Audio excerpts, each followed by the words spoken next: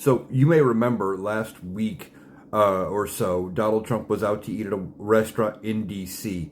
And not very far from him, there were women who were chanting things referring to Donald Trump as America's version of the leader of 1930s Germany, those kind of things. And Donald Trump was taken aback by what was actually said. He was caught off guard.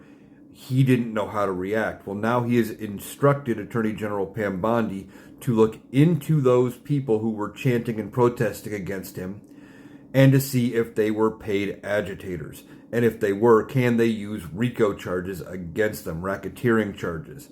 Now, typically what RICO charges are, they use them against the mob and organized crime, where if you can show a criminal element into a group, if the lowest member of, or any member of the group commits a crime, you can sometimes be able to get the same charge applied to everybody.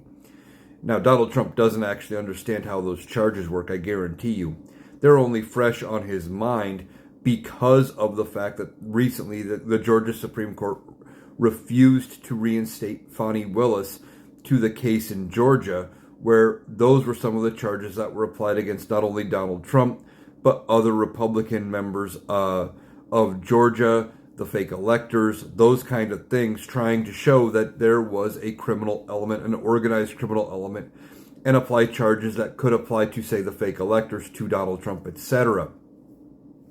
And because she was tossed off that case is in jeopardy. So Donald Trump is instructing Pam Bondi to look into see if these were paid agitators and are they part of a larger network. Now, they're not paid agitators.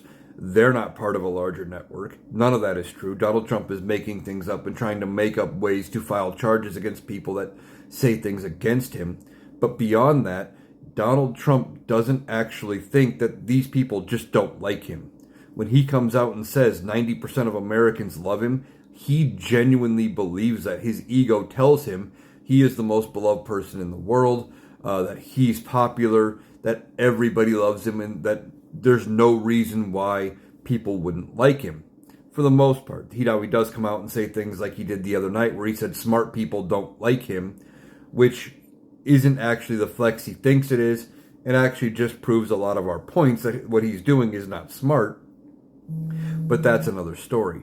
So Donald Trump wants to try to use RICO now, and that's only because it's currently on his mind. When he forgets about it, or if there's developments in something else, he'll switch charges. That's why he wants to go after other people for mortgage fraud, things like that, because it was what was on his mind at the time.